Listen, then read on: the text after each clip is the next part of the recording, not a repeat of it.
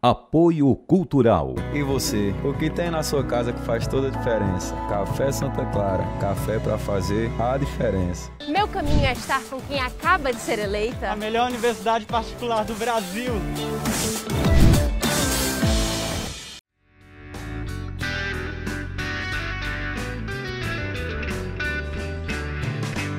Viver Mais no Ar, e hoje a alegria de tomar aqui um café com o professor Ricardo Bessa. Professor, vamos brindar a vida. Que alegria ter você aqui no Viver Mais. Obrigado pelo convite. Professor Ricardo Bessa é professor do curso de Design de Moda da Unifor. E eu gostaria de começar questionando aqui, professor Ricardo, como é o desenvolvimento do curso de Design em Moda da Unifor? É um curso de graduação? Com quantos anos? Na verdade, são dois cursos de graduação, o tecnológico, que são 2 anos e meio, e o de bacharelado, que são 3 anos e meio. O tecnológico é um curso superior, uma graduação tecnológica, em que o aluno é preparado para ele ir para o mercado mais rápido. E o bacharelado é um curso que ele se aprofunda mais, vai para uma parte também mais de mercado, onde você estuda mais marketing, mais varejo, algo que também é muito importante, tendo em vista o que a gente vive hoje, que você tem que estar no mercado competitivo e moda, quanto mais conhecimento você agregar, melhor ainda. O curso da Unifor ele já tem quase 10 anos. Então não é tão ele novinho, surgiu, né? Só eu tenho 7 anos lá, mas o curso de moda aqui no Ceará ele se inicia em 94 com o primeiro curso, que foi o da Universidade Federal do Ceará, onde eu fui o primeiro homem a se formar. Você se formou na UFC? Me formei na UFC em 99, fiz mestrado em Moda, Cultura e Arte em São Paulo e hoje em dia faço doutorado em teatro. Em teatro. Isso tudo está associado à moda, então, Sempre Ricardo? tudo associado à moda. Sempre quando eu fui buscar a minha pesquisa, seja no mestrado que eu fui estudar sobre os desfiles show, o desfile como espetáculo, e quando eu vou fazer o doutorado, eu ligo ele ao figurino, que são um estudo sobre os trajes de quadrilhas aqui no Ceará e no Nordeste, que tem muito a ver com a cultura, que, de certa maneira, as quadrilhas representam não só o que é o carnaval para o Brasil, mas, de certa maneira, é muito mais do que isso, porque o carnaval dura uma semana e a quadrilha os festivais duram 3 meses. Agora, houve uma mudança, você como pesquisador, da questão das quadrilhas. Eu lembro quando eu era pequenininha, lá na minha cidade, Senador Pompeu, a quadrilha era o vestido de chita, aquela coisa bem simples mesmo. Hoje tem um pouco de ostentação.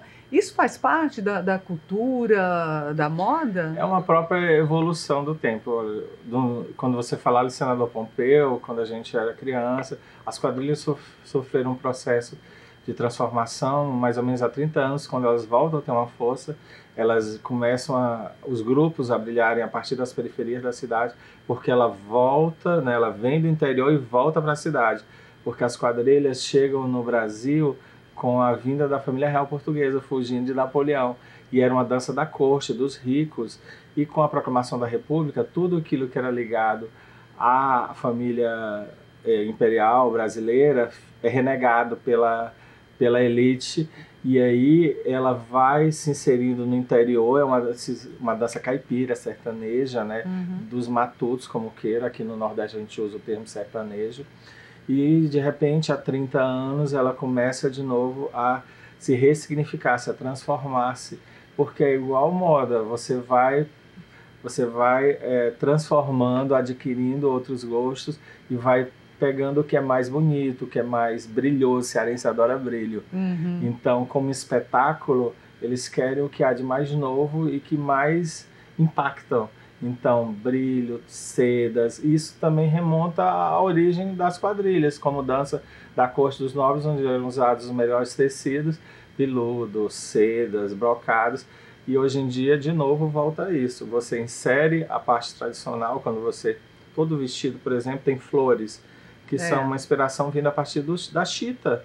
Aquelas flores grandes bordadas com flores, o chapéu, seja o chapéu bordado, mas tudo se transforma numa quadrilha estilizada. E nisso o Ceará dita moda para os outros estados. Então nós temos grandes quadrilhas aqui no Ceará que ditam moda. Quando elas foram para os festivais, venceram o volume das anáguas foi se tornando cada vez grande, a substituição da chita, do xadrez, dos homens, das calças remendadas, não, hoje tudo é muito bordado, tudo muito luxo, você pode gastar entre 6 mil e 12 mil reais. Com certeza. Agora, a gente não percebe essa mudança, professor Ricardo, não só na quadrilha. Eu escuto muito a gente dizer, a moda volta, né, porque aí eu costumo dizer assim, porque não tem tanta criatividade para estar sempre inovando, então essa volta, mas vem com um toque de inovação, né? Se você vê o que é a moda hoje, você vê uma moda um pouco retrô. Você vê alguns elementos, algumas peças anos 60, 70, Aquela 80. manga bufante. Manga bufante, que vem ser moda, que vem lá do século XIX, que ela volta a ser moda com o casamento da princesa Diana, e que de repente, 30 anos depois, né, se ressignifica de novo e vira tendência. E quando vira tendência, né, até que chegue na popularização em massa, até que canse e surja outra. Eu já ia questionar, porque acho que a Glorinha Calil que disse que quem tem estilo não segue moda. Segue o seu próprio espírito, porque você pode ver muitas pessoas que não têm um poder aquisitivo muito alto e mesmo assim não são consumidoras, não são consumistas, mas elas têm um estilo ali que é quase como a gente diz, nasceu com o espírito dela, né? Uhum. Você vê, e eu acho que a elegância tem muito a ver também com o espírito, com o comportamento da pessoa. Isso reflete muito.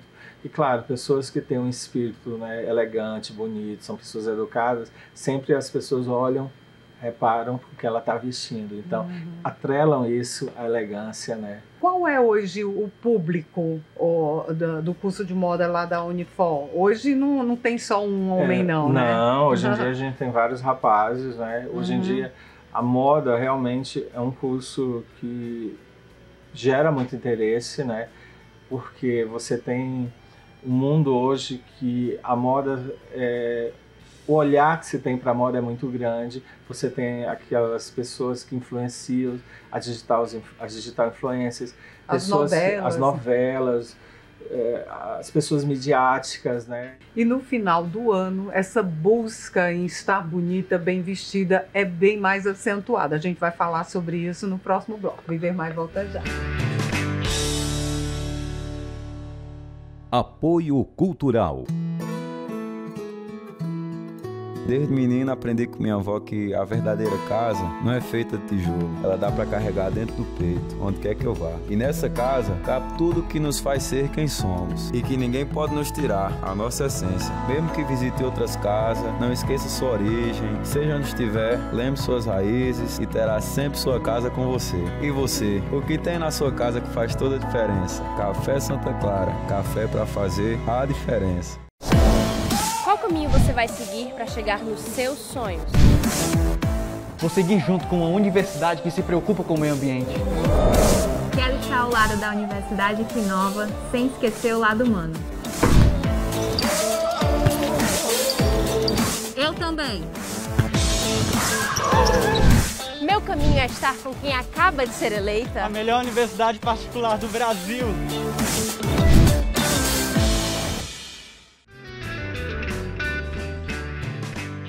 Viver Mais de volta, tomando aqui um café com o professor Ricardo Bessa e estamos falando em moda. Bom, final de ano, né, professor? Como eu disse, as pessoas querem estar em muitos eventos e tem muito aquela coisa, eu sempre costumo pontuar aqui a questão da longevidade. A pessoa de 50 não pode usar isso, de 70 também não pode. Existem as colocadas limitações. Você, como um especialista nessa área, a gente tem que se preocupar com o que pode e não pode depois de uma certa idade? Eu acho que a gente tem que ser feliz com o que a gente escolhe, principalmente num lugar que é quente. Tem que ser confortável, porque não existe pior coisa do que você estar vestido e o tempo todo tá algo te incomodando, principalmente se for o calor ou o tecido, né? Ou você está se sentindo apertado, então é algo que incomoda, mas eu digo essencialmente que você escolhe algo que seja feliz, independente se está na moda ou não, e se for no final do ano, que normalmente é muito quente aqui, a gente tem que buscar aliar normalmente a moda, o gosto, né, as superstições, e pegar tudo isso, pôr num balaio, e daí a gente traz o estilo da gente para o que a gente vai vestir no final do ano, por exemplo. E você me disse aqui nos bastidores algo que me chamou muita atenção, porque o professor Ricardo disse que ele quem compra as roupas da mãe dele, que já tem mais de 70. E é preciso, ela tem um estilo próprio ou ela é daquelas que segue a moda? Olha, minha mãe, a gente viveu a primeira infância no interior do Acre. Minha mãe usava peruca, plataforma, boca de sino. Quando eu mostro as fotos, ninguém imagina que era minha mãe assim.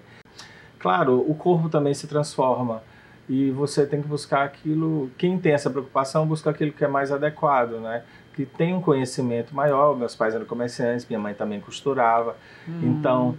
é genético, a gente né? discute muito, né, sobre a questão. Hoje em dia ela se veste de uma maneira mais confortável, um estilo mais confortável para melhor idade, é um vestido túnica, por exemplo, né?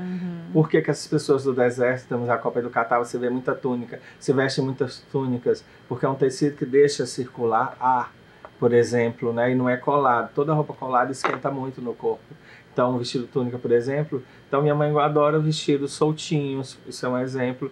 Mas depende muito do tipo físico, né? Da silhueta. Tem mulheres que não engordaram, por exemplo. Diz que você engorda, as mulheres a cada década, 5 anos, e tem muito... até mais é uma questão de saúde, mas às vezes a gente... É uma questão também... Brincando, como você disse, o importante é ser feliz, né? estar bem, às vezes né? a gente não consegue nem lutar, porque é fisiológico, para o organismo não ajuda, mas tem aquelas que tem um corpinho, né, de manequim. Tem mulheres que chegam aos 80 anos com as medidas clássicas do tempo das Miss, 90, 60, 90, ter 60 de cintura é uma glória, né? Porque é muito difícil. Mas elas são, né, mulheres, você vê no mundo da moda muitas modelos, né? Hoje já se abriu espaço para modelos longevas, né? Sim. Eu tenho uma amiga que é atriz, Isabela de Moraes, que ela, depois dos 50, acho que ela tem quase 60, ela virou assim uma top model aqui do Ceará. Ela faz campanha, né, para todas as marcas, desde lingerie até todos os tipos de segmentos, ela está lá. Então isso mostra que também um fato muito interessante que eu gostaria de citar é que há 30 anos não existiam marcas voltadas para o público, sabe? De mais de 50, mais de 60. Ou mais cheinhos. Ou um manequim a partir do 44, 46, né? Hoje a moda está democrática, né? Isso, você vai ao shopping, as marcas. Você encontra lojas que trabalham com esse público, porque antes era muito difícil. É o branco que predomina mesmo, isso é uma tendência que veio para ficar, para a gente concluir.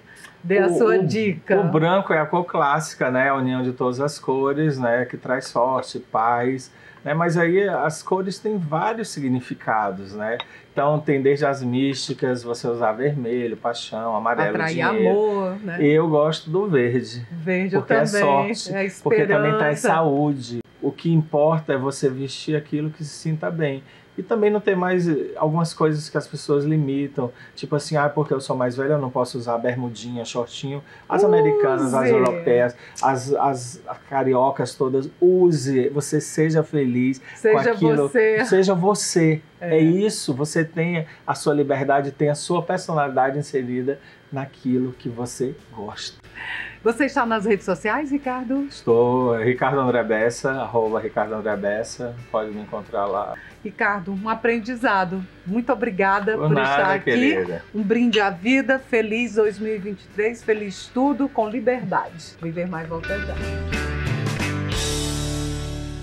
Apoio Cultural.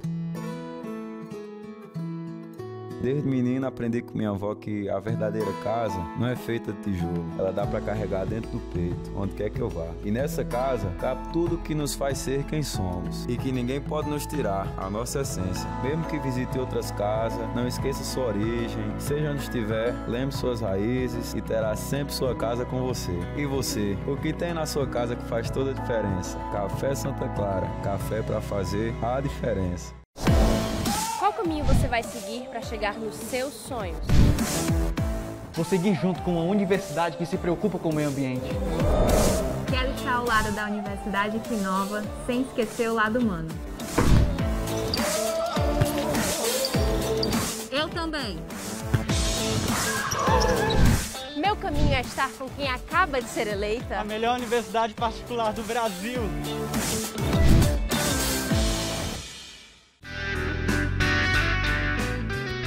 De volta com Viver Mais e, como eu disse, agora recebendo aqui Bruno de Castro, um brinde à vida, Bruno. Que alegria ter você aqui no Viver Mais. Obrigado, Ian. Obrigado pelo convite. Sempre um prazer falar sobre o que nós vamos falar. O que nós vamos falar.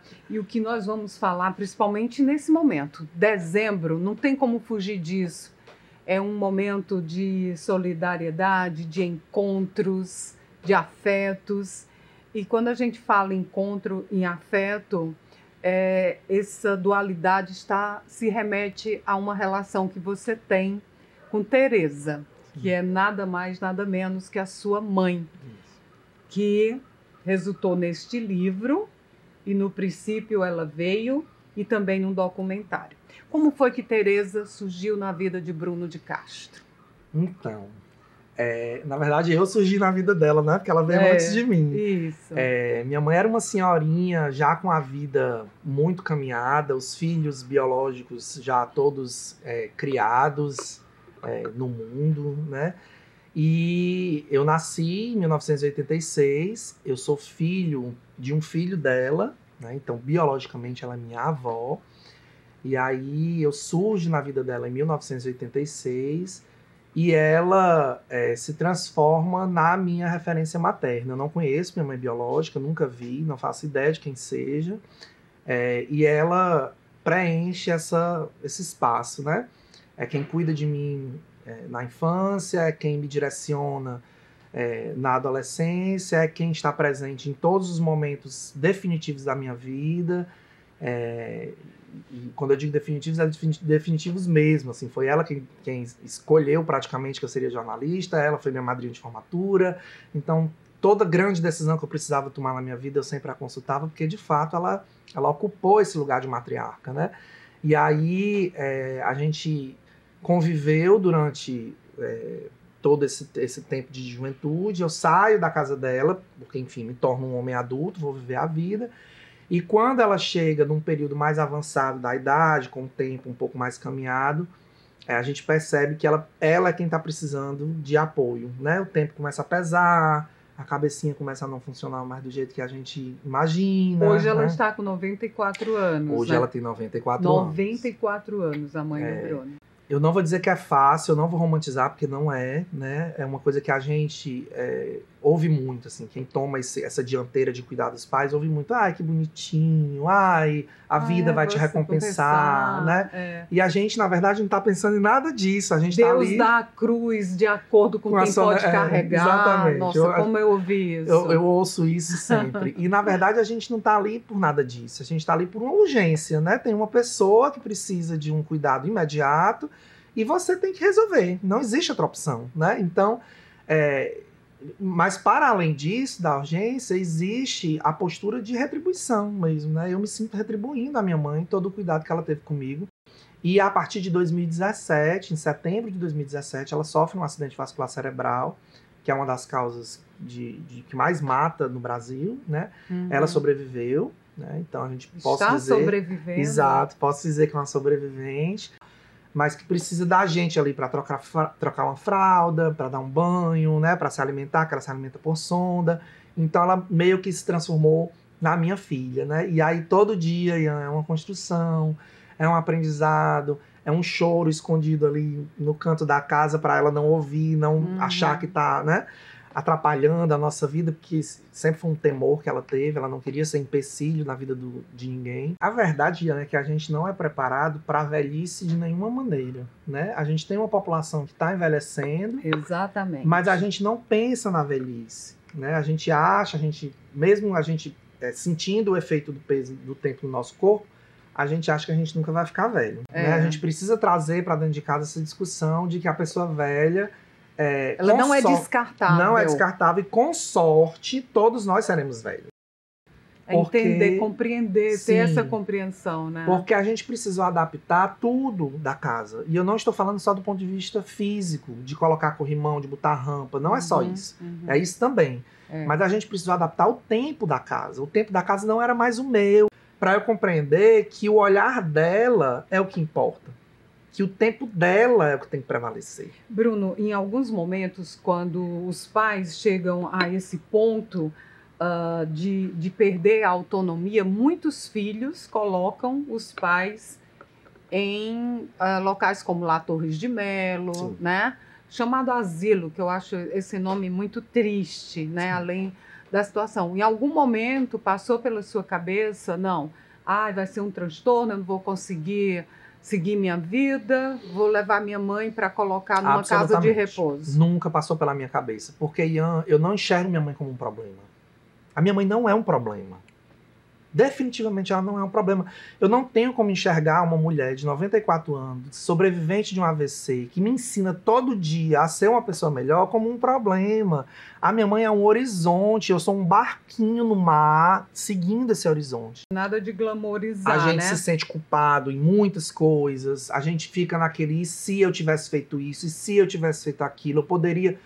Só que a gente também não pode ficar preso nisso, porque senão a vida da gente se paralisa. E eu não tenho tempo para perder com ela, porque ela não tem tempo a perder. Porque todo dia para ela é um dia a menos. Então, colocar essas inseguranças de lado e viver todo dia que eu tenho para viver com ela. Até o dia em que Deus, os orixás, o destino, as energias decidirem que a trajetória dela por aqui encerrou. Você convive bem com essa possibilidade dessa transição da Dona Teresa, Bruno? Você já vem se preparando? A gente não consegue se preparar, né? Porém, o que eu posso te dizer é que eu aprendi com algumas perdas que eu coleciono, algumas mortes que eu coleciono na vida, eu aprendi que quando a gente vive uma relação na qual a gente diz tudo que sente, a gente não se priva de dizer eu te amo, eu gosto de ti, me desculpa, não era isso que eu queria ter feito, eu pisei na bola. Quando a gente diz o que a gente sente, mesmo que aconteça alguma coisa, que a morte nos atravesse, o coração da gente vai ficar tranquilo. E surgiu o livro e o documentário, Bruno. Qual tem sido o retorno desses seus dois trabalhos? Ian, é uma avalanche. Sei que já está premiado.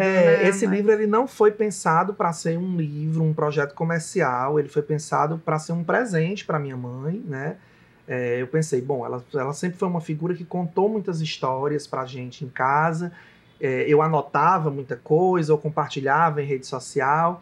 E aí, um belo dia, eu digo, bom, vou tentar reunir as principais histórias, o que eu tiver condição, e vou escrever, e vamos ver o que é que eu consigo fazer para ela. E surgiu esse projeto. E no meio do caminho, esse projeto se transformou num projeto comercial. A editora Moinhos, que foi quem lançou o livro, me propôs essa ideia de eu não lançar de maneira independente, lançar por um selo de editora. E aí lançamos em março de 2020, uma semana antes de a gente ser engolfado por essa loucura da pandemia, né? No mesmo ano, em 2020, o livro foi finalista do Prêmio Jabuti de Literatura na categoria de crônicas, né? Ficou entre os 10 melhores livros de crônicas do país. E aí a vida da gente virou de cabeça para baixo, porque o livro ganhou o mundo, né? Eu já li o livro e também agora o documentário, que foi lançado agora, recentemente, né? O documentário foi lançado agora, em novembro, mas ele foi filmado em 2020. Pouco depois do resultado do Jabuti, a Rosane Gurgel, que é uma jovem cineasta daqui do Ceará, jornalista também, já acompanhava ali meio de longe a minha relação com a mamãe, acompanhou, leu o livro. Como é que a gente assiste? Então, o filme, ele está em circuitos de festivais, né? Antes mesmo de ele estrear aqui em Fortaleza, ele já tinha passado por festivais em Pernambuco e no Pará, foi premiado em um desses festivais, ganhou como melhor trilha sonora, que de fato, sou suspeito, mas de fato é uma trilha feita com muito carinho. E aí a gente continua nesse circuito de festivais agora no começo do ano, e a depender de como os festivais se desenrolem, a gente monta um outro circuito de exibição aqui em Fortaleza. O que você diria para quem não tem esse afeto, esse olhar para a família e principalmente para a mãe? Uma mensagem aí para esses filhos que estão tão distantes. Ian, é um treino.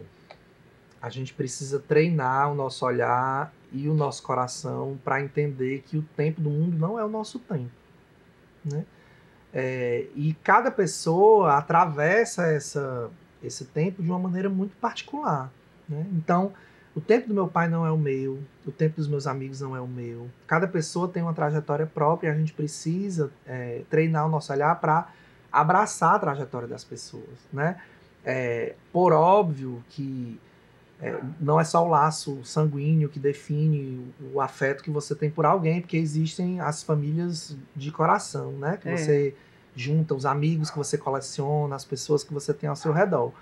Mas essa ligação que nós temos com mãe, com pai, que é o nosso primeiro amor, né? Digamos assim, a gente precisa tentar preservar. Porque, ao fim e ao cabo, é o que nós temos de mais imediato, né? É a primeira memória que a gente remete, é o primeiro refúgio que a gente recorre. Então, a gente para a gente preservar essa memória e esse refúgio, a gente precisa preservar as relações. Então, se você tem condição de ter o seu pai perto, cuidar sua mãe perto, cuidar seu avô, se aproxime. Assim, a gente só tem a ganhar. Não tenho a menor dúvida. Bruno, você está nas redes sociais? Sim. Como é que te acha para falar mais sobre No Princípio Ela Veio e sobre Tereza e Bruno? Pronto, eu estou como Preto Jornalista em todas as redes, Facebook, Instagram, Twitter. Pois é, nós também estamos nas redes sociais, a gente tem um canal no YouTube, Viver Mais com Ian Gomes. Se você se inscreveu, eu vou ficar super feliz. Estarei lá, com certeza. E se você segue Ian Gomes Jornalista no Instagram, também no Facebook, a gente se encontra nas redes sociais e aqui no Viver Mais. Bruno, que essa lição sirva de incentivo para a gente amar mais e dizer. Um brinde à vida, feliz tudo, 2023 chegando aí com muito amor. Será, com certeza. Obrigado. Viver Mais de hoje termina aqui, até o nosso próximo encontro. Combinado?